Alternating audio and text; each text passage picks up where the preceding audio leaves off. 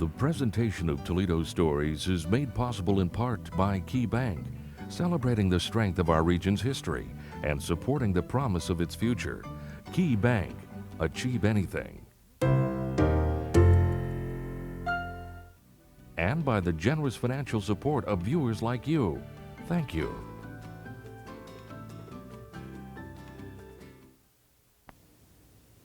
Hello, I'm Timothy Messer-Cruz from the University of Toledo. On this episode of Toledo Stories, we present Cornerstones, the Irish in Toledo, which originally aired in 1996 on WGTE. In March of 1920, the president of the young Irish Republic visited Toledo. 4,000 people packed the city coliseum to hear him speak. While the audience waited for President de Valera to appear, Joe Murphy, founder of Toledo's Ice House Quartet, led the crowd in a rousing rendition of The Wearin' of the Green. A reporter chronicled what happened next. De Valera took the stage and began to speak in Gaelic, and the old Irishmen in the house leaned forward to the edge of their chairs to catch every word in their long, unheard tongue.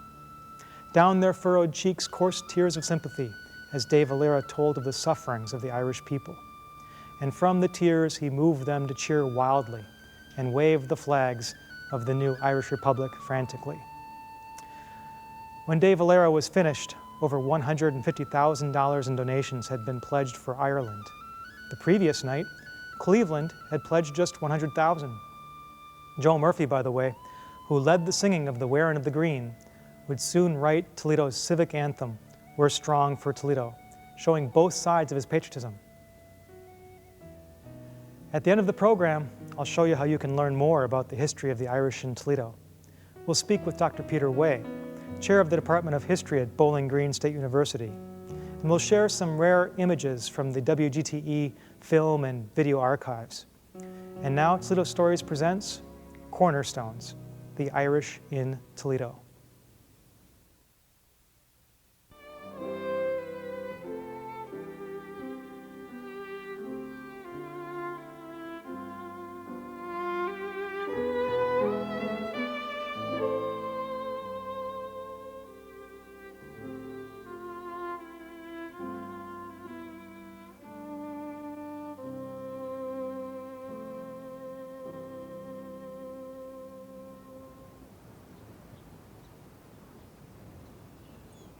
Oh, Father dear, I oft times hear you speak of Erin's Isle.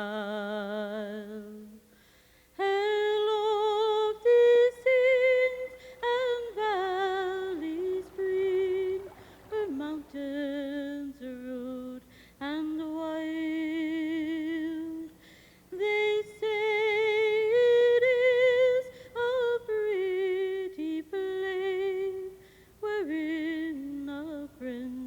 might dwell.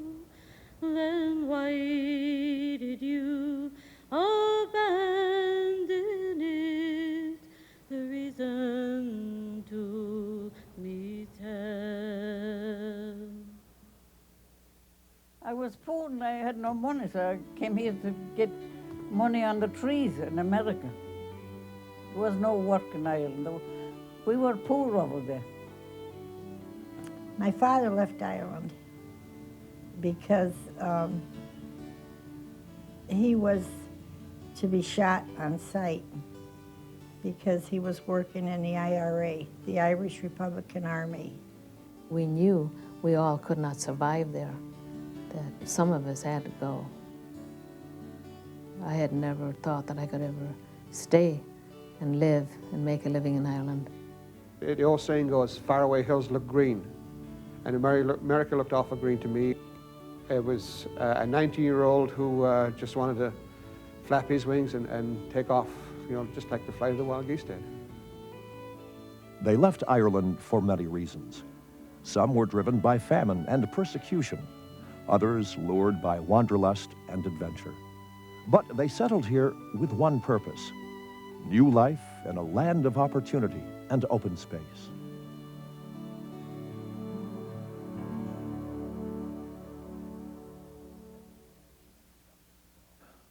Exiles, That's what they call themselves, and they look back longingly at their tiny island home. But they turned their energies west, to the swamps of northwest Ohio. They'd come further than many of their countrymen who settled in New England, and they helped build a city. Toledo stands on the foundations these men and women laid. Its skyline is shaped by their industry and their faith. The Irish exiles realized success beyond their wildest dreams here, but they began by digging ditches. The American contractors advertised in Irish newspapers and for workers, and if they needed 1,000, they would advertise for 5,000, thinking that for sure they would get enough to come. And of course, all the Irish wanted to do was just better their lives, make a decent home for themselves and for their families. And when they got here, that isn't what they found. Before the railroads linked America's cities, commerce depended upon canals. There were fortunes to be made in the shipping of goods, but the men who dug the ditches saw none of the rewards. The mosquitoes and the squalor claimed 5 men for every mile of canal. Still, digging was all the work they could find, and they took it. It was their work on the Miami and Erie Canal that earned the Toledo Irish their early reputation for hard drinking and quick tempers. They were poor. Some people didn't even have shoes to wear. They had to work barefoot. Their diet was mostly beans and cornbread and whiskey. The jigger boy came around every night and morning, and he gave each person a dipper of whiskey. The whiskey, I guess, what kept them going, and for some reason in those days they thought whiskey would prevent illness. I'm not so sure if it did, because a lot of them were still sick. But on the other hand, there probably wasn't much pure water either to drink. It was tough work. You were up to your waist in mud sometimes, and mosquitoes, black flies, had to battle malaria. You lost work on rainy days and didn't get paid for it, but you still had deductions for lodging, which was often provided by the contractors. You lived under very crowded conditions, often shanties with 10 or 12 people in them, and bunkhouses with 18, 19 men. Many of the fights that occurred on the canals were due to the bad working conditions, because sometimes contractors didn't pay the wages, and so some of this was really an early manifestation of labor unrest rather than just the Irish liking a fight. Whatever the cause, settlers who preceded the Irish regarded the canalers as hooligans, suitable only for the most menial labor, and in the end, expendable. Well, the Irish dug most of the canals in the northern and central part of the United States. The only place they didn't dig all the canals really was in the south, where some slave labor was used. But even in the south, the more treacherous canals were done by the Irish because you had no investment in them. If they died in cave-ins, they were simply replaced by other people. These were New Englanders, rather pious, church-going people that were living in this area. The Irish culture was very different to them, and made it difficult for them to accept. As soon as the Irish canalers put down their shovels at the end of the season, local townsfolk hurried to move them down the road, out of sight and off of the poor rolls. I came across some papers where they list all the vagrants and people that have to be moved out of Waterville Township, and the sheriff was ordered to chase them out of the township, and the bulk of the people on those rolls had Irish names. State of Ohio, Lucas County, Waterville Township. To Louis Eastwood, Constable of said township, greetings. Whereas the undersigned overseers of the poor of Waterville Township have received information that there has lately come into said township certain persons on the canal line who are not legal residents thereof, and some are, and more are likely to become a township charge, you are therefore commanded forthwith to warn said persons to depart out of said township, and of this warrant make service as the law directs. Given under our hands and seals this 10th day of January 1838, John Prey and Willard Gunn, overseers of the poor. Waterville's constable escorted the canalers, many of them Irish, out of town at gunpoint.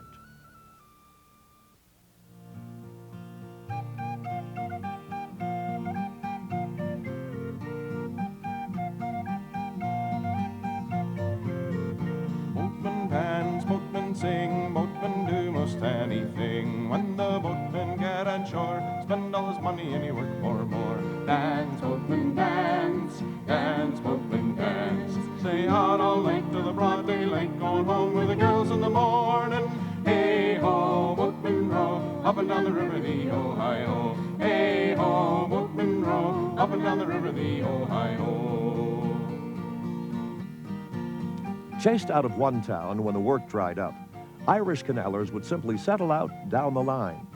In Providence, Ohio, there was a lock to be built and a side cut to be dug, so the work was good and they stayed. A lot was happening out here all at once. In 1835, the county was established. Lucas County was established. It was broken off from Wood County. That same year, the township was established. The town was established. So, and then they started digging the canal. I mean, it was boomtown out here. Providence wasn't heaven. It wasn't much more than a mill, some saloons, and a church on the banks of a muddy ditch. But the church was named for Ireland's patron St. Patrick, and the work, while grinding, was steady. So the dream of a new life in America may have seemed a little bit closer for the Irish of Providence, at least for a little while. When it was first laid out, there were all these nice lots, and it just really was an idyllic place to live. And then all of a sudden, all this vice and crime came down the canal, and no, it turned out it wasn't a nice place to live. The canal brought rough trade to town. Prostitutes set up shop in the Quigley House Hotel to meet them, and the streets of Providence grew rowdy. Wherever there's a lock, there generally were also a lot of canalers coming through who were real characters, and they would fight, have lots of other commotion going on. There were lots of taverns, and the saying was, taverns many, priests not any. It turns out that Providence was a cruelly ironic name for this little town. It developed a reputation for fast living and loose morals. Fire destroyed most of its buildings in 1846, and what remained was wiped out a few years later by a plague that rode in on the canal.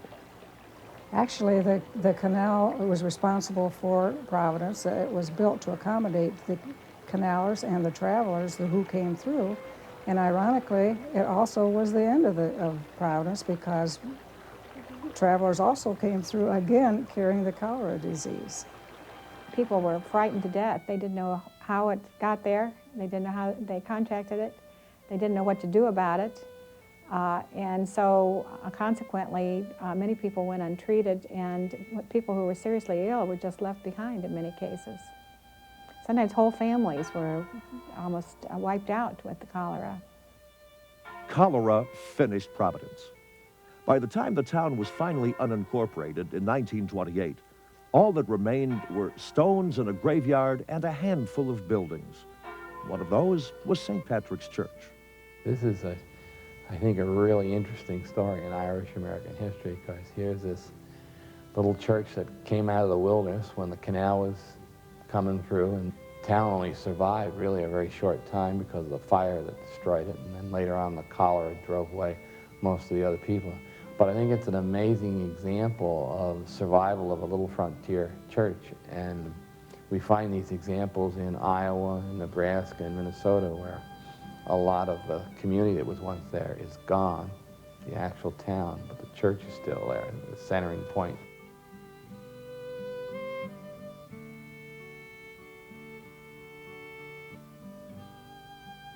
And this would be true throughout their story. As their fortunes rose and fell and rose again, the church would always remain a touchstone for the Irish in Toledo. When the canals had been dug, the work dried up. So the laborers rowed the canal boats into Toledo and settled out to work on their next great legacy to the city, the railroads. They gathered in two neighborhoods, the 4th Ward around Lynx Hill and the bloody 5th Ward on the south side near Broadway. Those neighborhoods have changed a great deal, but many Toledoans can remember their heyday. One of them is Mickey Gorman. He recalls the neighborhoods as rough and tumble places to grow up, especially for a boy named Francis. Must be something about the name Francis, because I've never gone by it, and my grandfather, Francis, never went by it either. He always called himself Frank. Apparently he thought that Francis was kind of a sissy, and I might agree with that. Come to think of it, I had a lot of fights in the grade school parking lots over the name Francis. I suppose that's why Frank went by Frank. Originally, the oldest Irish neighborhood was the neighborhood around Old St. Patrick's, which was called Lynx Hill. That was an Irish neighborhood. There was another Irish neighborhood called the Bloody Fifth, which was Eastern Avenue, Maumee, off Broadway, around Western and South. And that neighborhood remained Irish for a long, long time. Immaculate Conception Parish, which everyone, when I was growing up, called it Derby. It was an Irish neighborhood, very, very Irish. Kind of a tough Irish neighborhood. I remember I was raised farther out in the South End. And they called us the Lace Curtain Irish. And I used to have to go down there to see my dentist. And boy, there were some tough kids. I used to get off, but there was a Franklin ice cream store there, and I used to try to get to the dentist and get back on the bus before those kids could get everything. They were tough. They were all tough mix, every one of them. Fun neighborhood. We were getting beat up. The streets around Lynx Hill and Broadway could be rowdy. Keeping it all down to a dull roar was the job of the cop on the beat. Most likely, the good Irishman himself, like Tim Tierney's dad. He used to walk the beat on the east side. He loved to walk. Tim Tierney became Officer Tierney, like many second and third generation Irishmen in Toledo, and he made his career choice early. As far back as I can remember, I always wanted to be a police officer. I can remember my father putting on his uniform. I used to polish his shoes and put on his brass buttons on his uniform. I think he paid me a nickel a week to put the black brass buttons on. And I always admired her, you know, seeing him get dressed up and go to work. My father used to come home, bring a paddy wagon home, and all the kids in the neighborhood, we'd all get in the back of the paddy wagon. We'd go around the block for a ride. It was just something that I knew that is what I always wanted to do. I remember in 1960, St. Patrick's Day parade downtown. There'd probably be 50, 60 police officers in the parade marching in a formation, and I led the police group. I had a shillelagh and the green hat on, and I led the police group in the St. Patrick's parade. I can remember that vividly, and I always was inspired to be a police officer. The Irish cop kept order in the neighborhoods, and he was tough, respected, even admired, but he wasn't the ultimate law. That was always the church. I think all over the country the church was an important focus for Irish life, and I think it had a really important adaptive value for the Irish because they could use their religion to band together against hostile forces. They built their settlements around their parishes. They even built businesses up. The schools became training grounds to move up in America. The parish to the Irish in America was one of the more significant social institutions.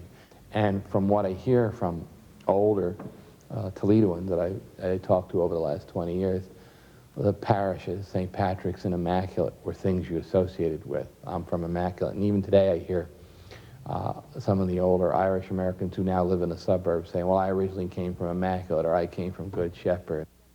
Immaculate Conception, Good Shepherd, St. Patrick's, the parishes that once anchored the Irish communities in Toledo all trace their roots to St. Francis de Sales, the first English-speaking Catholic church in Toledo.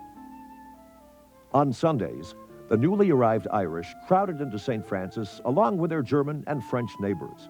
They swelled the congregation until the church could no longer hold them all. Soon, the crowds and the trek to church became too much to bear, and the Irish of St. Francis petitioned for their own churches. On the east side, they built Good Shepherd. It started because of weather. In the winter, it was difficult for people to climb across the train trestles across the Maumee River to go to Mass at St. Francis de Sales Church. And so they wanted to have a church over here because it was so hard often in the winter to get to church. Father Bernie said the first Mass, April 27th, 1875, up at the Roundhouse up Miami Street, property of the railroad. And The gospel that was read of that day was the gospel of the Good Shepherd, and that's how the parish got its name. Good Shepherd's flock moved twice, from the roundhouse to a frame building, and then into the present church in 1901. It's Romanesque with a touch of Byzantine in it, with the towers and the dome, and quite ornate. Took them 2 years to build, and it's obvious that those who put it together knew also a lot of theology and wanted to share that by the windows and the artwork that are in the church.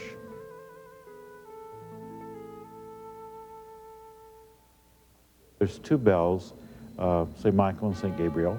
Most church bells have names in Catholic tradition. And St. Michael is the larger bell and St. Gabriel is the smaller bell. One's at the north tower and one's at the south tower. In the early days at Good Shepherd, the bells, St. Michael and St. Gabriel, provided the only music for the congregation. The Irish worshipped quietly. For 140 years, Catholicism was prescribed in Ireland. They had the penal laws where it was illegal to have Mass or to attend Mass. They said Mass quickly and quietly, not to be detected, because if they were found out, they'd be put to death or their property confiscated. And so for 140 years, they didn't sing at church. They didn't sing at worship. When the Irish came here, they came, of course, with that tradition, and wherever you had a strong Irish influence, usually music was a low priority. They would sing at the pub, but not in church. But that's not to say Good Shepherd was a dreary place. No matter that they lacked music, they had Father Patrick O'Brien. When he came in 1897, Mom and Dad were just married, and Father O'Brien would solicit the people that he wanted to work for him. And he had a horse and buggy, and sort of like, well, and Mom called it a phaeton. I suppose it was like a surrey with a fringe on top. Mom said he'd get out of the phaeton with carrying his cane and his tall silk hat and come up to the door, and he'd say, "I'm calling on all the fair ladies today," which had a double meaning because the bazaars were in those days called fairs. And as I say, Mom was just married. She had 5 children. Many times when he came after her, she couldn't do the work because she was expecting a baby. And she told me that he'd laugh and he'd say, "I'd kick Mike out of bed." I suppose that was more a little Irish humor. Father O'Brien had a sense of humor, but he also had a sense of justice. He was one of the church's most progressive priests, and he railed in the pulpit and the papers against racism and wife-beating. In fact, he received more press than most local politicians. Toledo's Irish priests were among the most feared and respected men in the city, and their influence reached into almost every important arena of Irish-American life. And I remember as a kid, lots of times our family went to the priest to decide on issues like, what college do you think so-and-so should go to, or something like that. Although contrary to a lot of myth, they never took their politics from the priests, the Irish. The politics were always separate. Religious advice in social, family matters, that was natural. But don't tell me how to vote. It may have stopped at the voting booth, but there was one priest in Toledo whose influence was felt everywhere else in the city. His name was Father Edwin A. Hannon, sent to Toledo by the Bishop of Cleveland. He was the man who built St. Patrick's Church and governed its flock with a firm hand. He would do whatever was necessary to gather stray souls, and he didn't let his teetotaling stand in the way. He'd go around to the bars, saloons on the Friday evening, Saturday evening, collecting, because he knew quite a few of the people were hanging out at that time. And he went into one particular bar, and one of the fellows in there said, Father, he said, if you'll have a drink with me, he said, I'll make sure you get a good collection in here. Of course, Father Hannon didn't drink alcoholic drinks, and the fellow knew that, so he figured he was going to put him in the spot. So Father Hannon said, why, sure, I'll have a drink with you. So went up to the bar, and the fellow ordered his drink, and Father Hannon ordered a glass of water. He was very strict, and he was feared by some, and some say he was admired, but he was not loved. They were going to move, well, I suppose a frame church that was St. Patrick's, build this lovely church which they have now, and most of the people wanted that moved into the part of the town that was being settled, the old West End. They wanted it there. But he was adamant that it was going to stay right where it was because it was close to the canal. And those men that worked on the canal barges, and I suppose maybe even the passengers, would be that close that they could come up to the church where it is now and go to Mass. He had a lot of foresight in building that church and building the school, beautiful, great big school he built, and the institute across the street for the young men of the parish to keep them off of the streets and out of the saloons. So when he built that building with a pool room and bowling alleys, it was quite a surprise to the city and the people, because they felt that he was encouraging the young men the wrong way. But it turned out it was the right way, because it kept them out of the saloons. Father Hannon may have been a visionary. He was certainly a strict disciplinarian, but he will be best remembered in Toledo as an architect. Edward A. Hannon, man of the cloth, designed the church on Lynx Hill that to this day asserts its place in the city's skyline. They're across the front, in the back, in the vestibule, and in the 5 aisles in the church. There are over 240 shamrocks. When the shamrocks were first placed in the aisle, the old Irish people didn't think it was right to walk on the shamrocks, so they would try to sidestep them. One of the persons had promised to pay for one of the columns died, and Father Hannon wrote to his heirs and everything and demanded the payment because the man pledged the money for the column. And I guess they finally paid it, but he was quite demanding on that. He was very tight with money. On the main altar, of course, St. Patrick is in the middle, and on either side is St. Edward and St. Anthony. Now, Father Hannon's name was Edward A. We've never been able to substantiate the fact that his middle name was Anthony. We assume it was because he has Edward and Anthony on both sides of St. Patrick on the main altar, and it was a little bit of ego on his part, and the fact that he built the church so he can put whomever he pleases up there. But I think the most beautiful part is the Gothic ceiling and the stained glass windows. The windows to me are beautiful, and they tell such a story.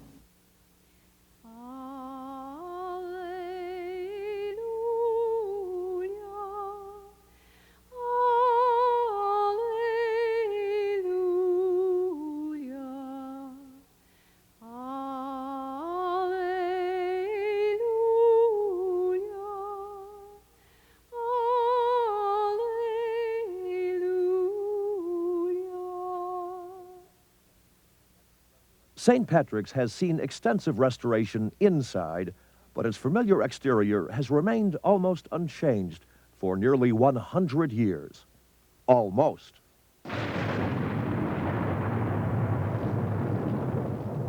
It's been struck by lightning 3 times. The worst one was in 1980, in the fall of 1980, when the steeple was struck and it burned. I worked in downtown Toledo at the time, and it was about 11 o'clock in the morning, I believe, or 11:30. And when I went to lunch, so many of the people at lunch in the restaurants were saying that the whole town was covered with holy smoke.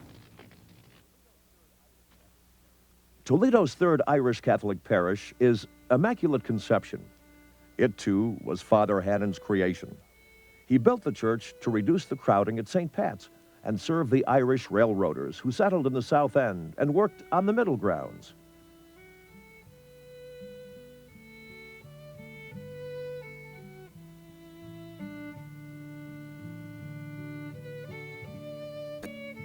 The three churches anchored the Irish neighborhoods that grew up around them, gave their parishioners continuity in a new society, collective strength in the face of intolerance. But refuge alone could not help the exiles make it in America. To do that, they knew they would have to become Americans, without abandoning what made them Irish. And before St. Patrick's cornerstone had even been placed, the youngest of them began to shed the outward trappings of the immigrant. For little Nell Flynn, it was her hat. She was in the starting first grade at Old St. Patrick's School, and they were just starting the excavation for the church, the present church.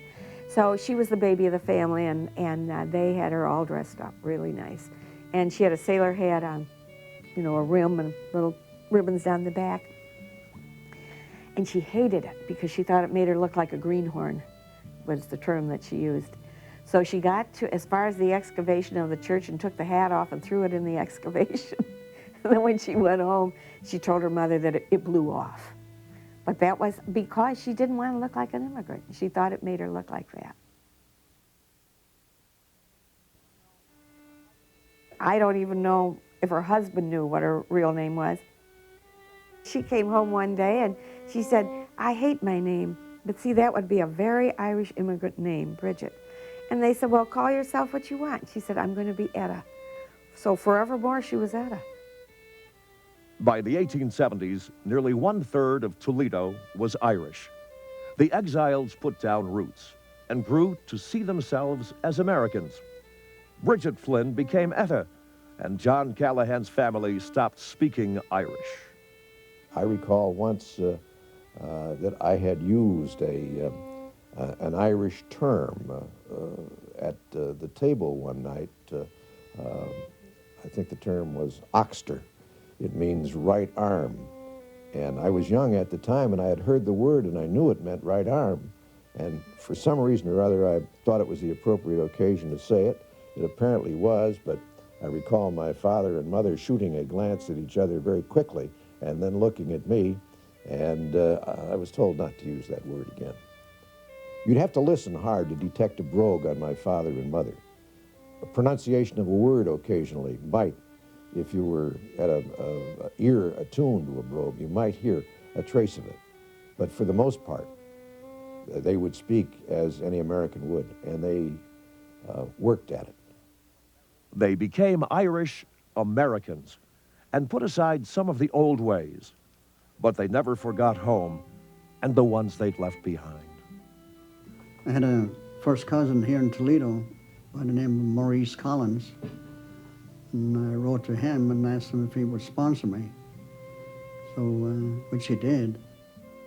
My brother was the oldest, and he first went to England and worked there, and then he emigrated to Toledo. He was sponsored by my Uncle Mike. So after being here a year, he wrote me a letter. This time I had also gone to work in London, and he had written saying that living conditions and working conditions were better in Toledo, Ohio. Everybody owned their own homes and cars. Mary Ann McNulty and Morris Buckley came to Toledo well after the Irish had established themselves here. They had family in the States, and many others had come before them. But that didn't completely ease the pain of emigrating. At my mother's house, all the neighboring women came in to say goodbye to me. And it's one time that I won't forget, because as I was saying goodbye to them, I thought about they also saying goodbye to their own children who had emigrated years before. And of course, in those days, not many of them ever went back. I arrived in New York on Memorial Day, and there were a few other young people from my area on the boat, so we became friends, and we got on the train in New York then to come to Toledo, and most of the others were going to either New York or Boston or Chicago. And when they asked me where I was going, I said Toledo, and they said, "Where's that?" So that made me worry about where I was going to be. Nobody had heard of it. It's always that feeling that you're going to more or less the unknown, even though you have cousins or friends in the area you're going to. Still, it's new and it's unknown. But Morris and Marianne found that the Irish Americans had not let their heritage die, and Toledo's churches, pubs, and social organizations offered a little bit of Ireland to ease the transition. To give them a feeling of belonging where they could more or less continue with their own way of living, you might say, socially. Organizations like the Knights of Equity did a good job getting the Irish together in Toledo. They did such a good job with Marianne and Morris that the two ended up Mr. and Mrs. Buckley. But the Knights, the Irish Benevolence Club, and the Ancient Order of Hibernians were more than just matchmakers. In uncertain times, they provided a social safety net. We would have dances, and the dances they would charge to go in, and any of the money that was made from the dances they would give to that person who needed it. And we all knew when we went to the party that it was for Mrs. So-and-so, and we would, you know, you would give. Maybe we charged $5 to go in, but maybe people would give $10, you know, because, you know, that extra $5 would be to help the widow or the person who needed help. In the early days, if the Irish didn't help the Irish, no one else would. When the Irish came to America, most of them identified more with their county than they did with Ireland. They knew they were Irish, but their big identity was I'm a Kerryman, I'm a Clareman, I'm a Galwayman, or something of that sort.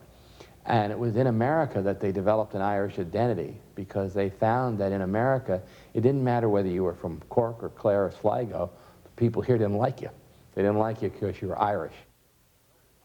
In those days of no Irish need apply, Toledo's Irish organizations would find a man work in a city that still sometimes offered an Irishman only 3 options.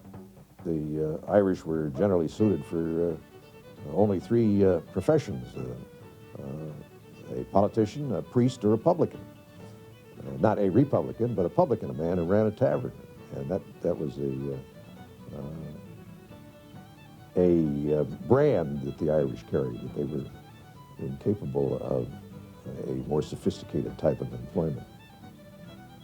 That may have been true at first, but the Irish seemed instinctively to know that one of those callings held the key to their complete assimilation. They sprang from the beds of organization provided by their social clubs to try their hands at politics. They were met with, at best, skepticism, at worst, downright derision. From the Toledo Blade, October 4th, 1858.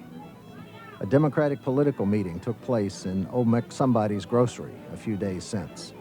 The following is the program of performances. First, whiskey and lager. Second, lager and whiskey. Third, speeches, whiskey and lager. Fourth, lager, whiskey, and swearing. Fifth, speech from an administration follower. Sixth, ditto by an auntie. Seventh, lie given all around. Eighth, a general fight. Ninth, police interfere. 10th, all shake hands, police included. 11th, lager and whiskey. 12th, adjournment, with a fast determination to remain a unit until the next meeting. But the pundits didn't laugh long. It became clear that the Irish weren't about to fade away after having built Toledo's roads and rails.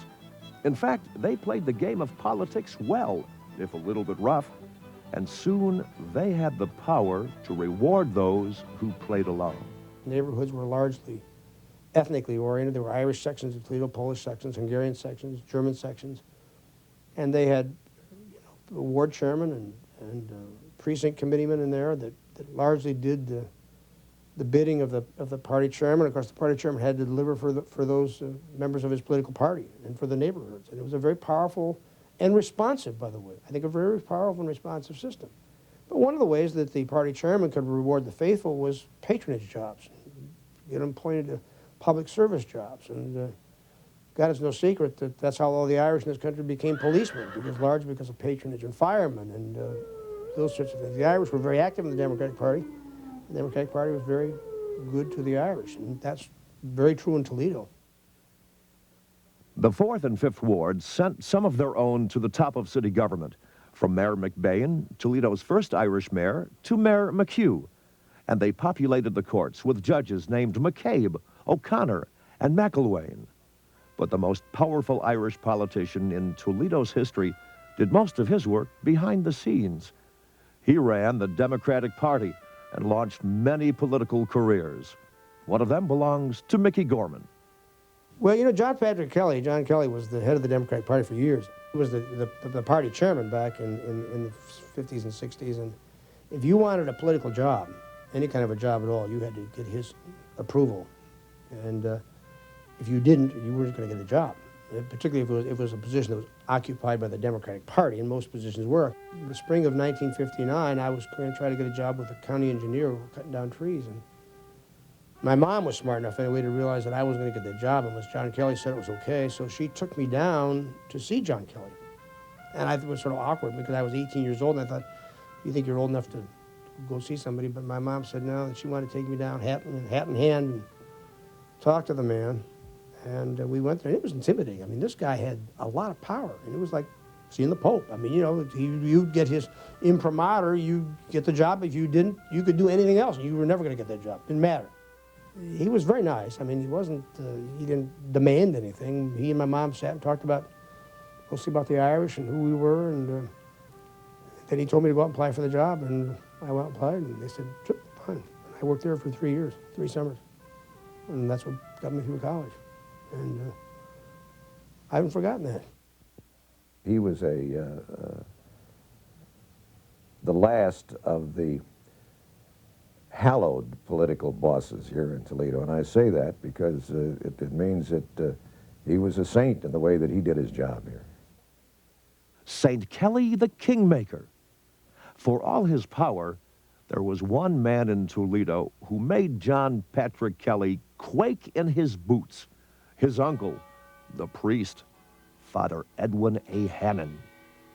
Well, John Patrick Kelly was my uncle, and he told this story. Father Hannon, the legendary pastor of St. Patrick's, was quite a character, I guess, and he was Uncle John's great uncle.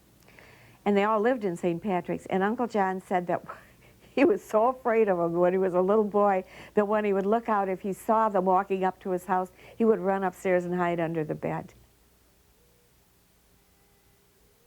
So fare thee well, sweet Ireland, my loved ones and companions dear.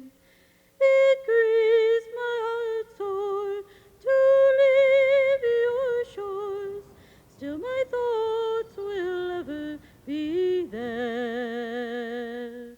And if ever fortune should favor me, and I have money in store, I'll go back to those I've left behind on Paddy's green shamrock shore. The flat, swampy plains of northwest Ohio must have seemed impossibly far from home to the early Irish immigrants, just as far as Ireland now seems to Toledo's Irish Americans.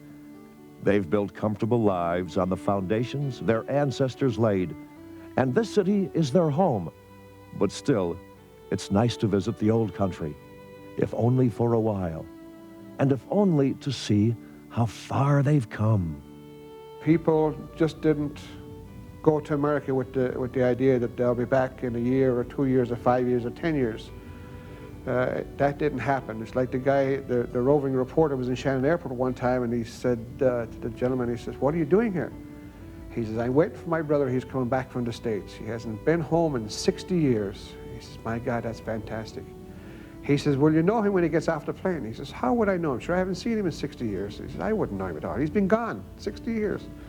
He said, well, how would you get together? He said, sure, he'll recognize me. I didn't go anywhere. And that was the philosophy, you know, because you stayed in Ireland, you were automatically recognized when people came back because you didn't go anywhere. But the people who left, whether they be gone for a day, a week, a month, or 50 years, you were a changed person. I thought about going back many, many times. I never did, and now I don't see anything back in Ireland for me other than, you know, great memories, and I wouldn't want that to change. For me, I guess it would always be my home. Wherever you spend your childhood, you'll always go back there. In your mind, it's easy to do it in your mind, but to do it physically, it's not that easy.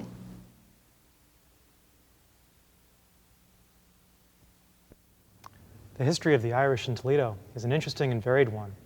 Our guest on Toledo Stories tonight is Dr. Peter Way, chair of the Department of History at Bowling Green State University, and also author of Common Labor, Workers, and the Digging of the North American Canals.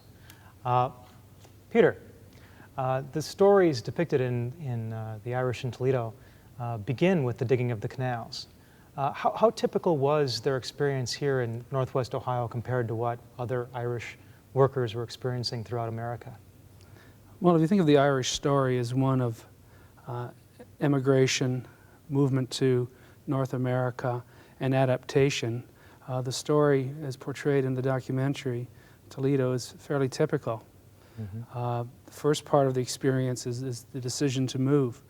And on the one hand, it is perceived often as one of opportunity, pursuing the opportunity offered by America. But one also has to understand what was happening in Ireland at this time. And really dating back into the early 1700s, there was an agricultural crisis going on in Ireland, which meant that there was less land for people to farm and there less means with which to survive. And the Irish responded in a number of ways. One was to move around following harvest in Ireland.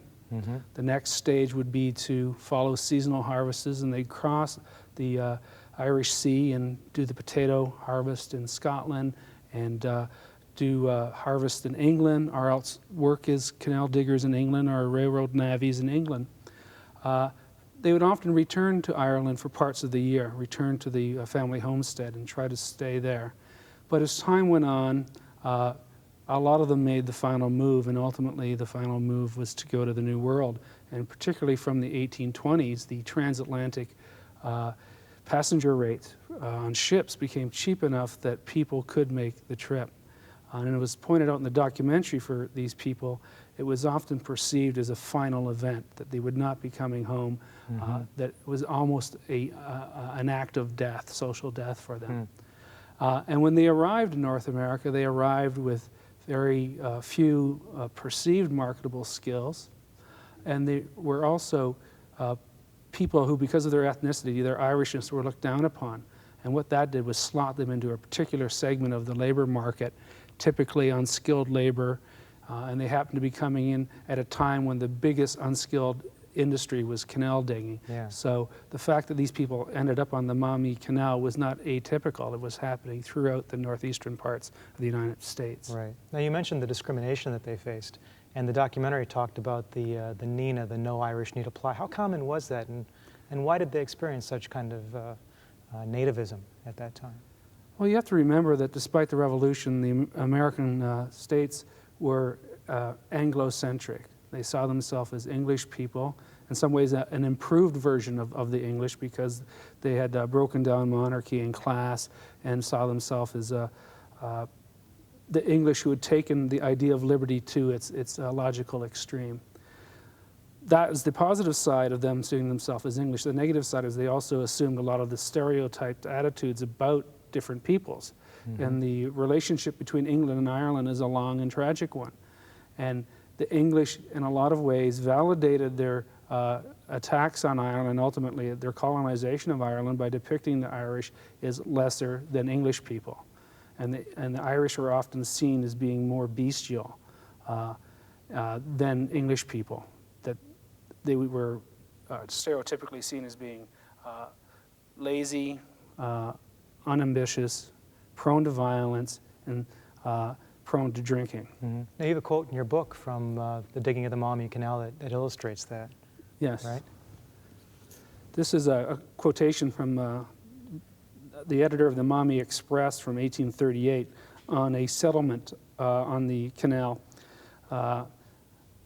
Little villages of shanties filled with laborers and their families nestle on the edge of the woods, while scores of half-naked tow-headed urchins play all sorts of antics by the wayside. This is a somewhat more natural reading of this, but the editor goes on to say, the everlasting grocery forms a conspicuous object in these villages and bands of squalid, blear-eyed Irish rowdies, with here and there a solitary Indian luxuriating in all the grandeur and pomposity of Indian drunkenness cluster around the doors. Mm-hmm. So here you have a very classic statement of the wildness of the Irish, the mm-hmm. equation to Native Americans. Right, they're excluded example. from the settlement. Yes. Right. And the ever-presence of alcohol. Mm-hmm. And this is pretty much the stereotype that they had of the Irish people. Mm-hmm. On the other hand, there was a lot of real evidence from the canals that seemed to reinforce this. As was outlined in the documentary, these places were quite rough places to live. The settlements were transient. You could be living in a shanty for a very short period of time and then moving on. There was a lot of people moving in and out, and when the canals were finished, there was a lot of traffic moving in and out, and with the Irish boatmen. And this meant that there was not a stable community in the way that we would usually think of a community. And this meant that there was also lots of problems with drinking and with violence, mm-hmm. from interpersonal violence on up to fairly common rioting. Right. Thank you, Peter. I've been talking with Dr. Peter Way, Chair of the History Department at Bowling Green State University. We'll highlight some books and other resources available for further study of Irish history after this look at Toledo, then and now.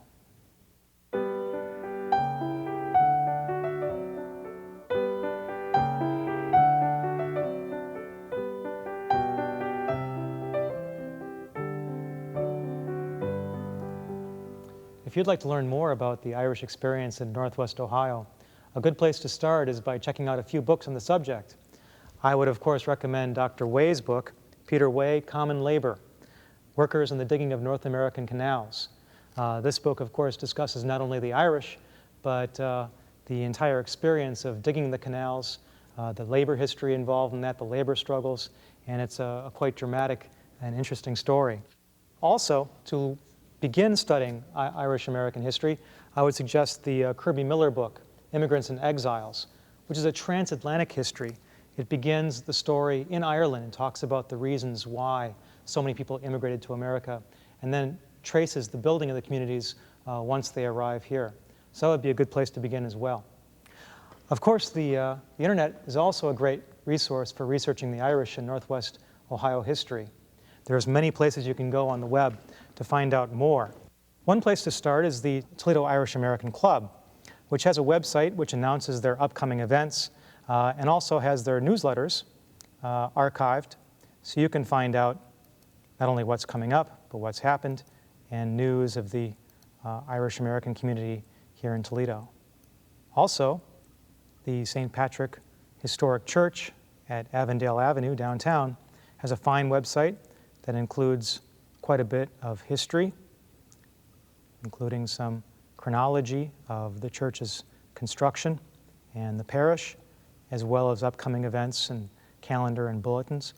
The other St. Patrick's Church, which is down Highway 24 in Grand Rapids, is also still very much standing and still very much going, and you can find out more about that at the Grand Rapids, Ohio webpage, which also contains quite a bit of history of the canal which runs through that community. Well, if you're interested in more academic information, you can go to H. Albion, which is the historical and scholarly website dealing with both British and Irish history.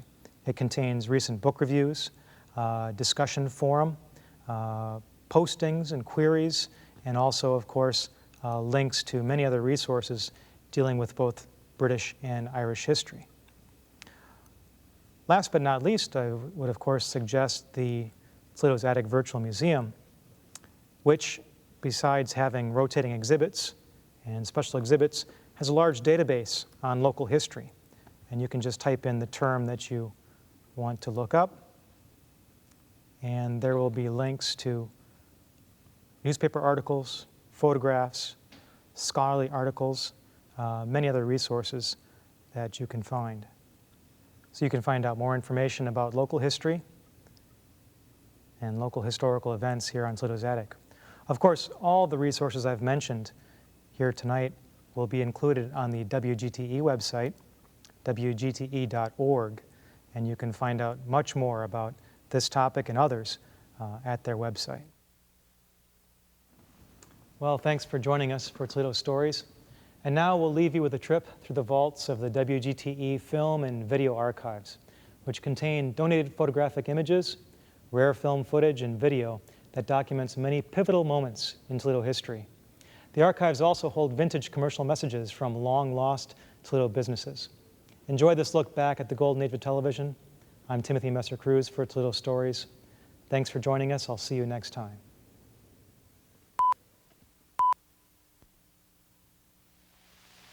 LaSalle's 6th-floor housewares department offers tremendous savings on power lawnmowers. Look at these outstanding features. A 1.5 horsepower Continental gas engine which makes mowing easy in the roughest spots. These 5 hardened steel cutting blades give a full 18-inch cut. This mower is simple to operate with a convenient hand lever for the clutch, and it has a fingertip throttle control. A big, powerful engine does all the work for you. It begins to cut instantly. You merely guide it. LaSalle's price for this mower is now only $89.95. Purchase this power lawnmower at LaSalle's 6th-floor housewares department.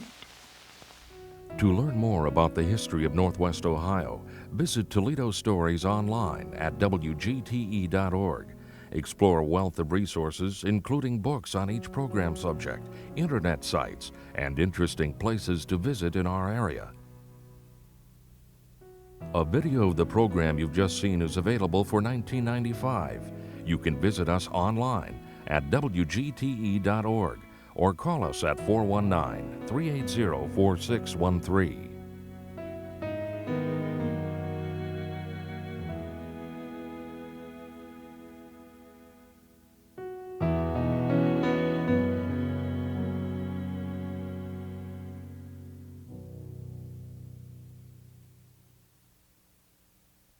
The presentation of Toledo Stories is made possible in part by Key Bank, celebrating the strength of our region's history and supporting the promise of its future. Key Bank, achieve anything. And by the generous financial support of viewers like you. Thank you.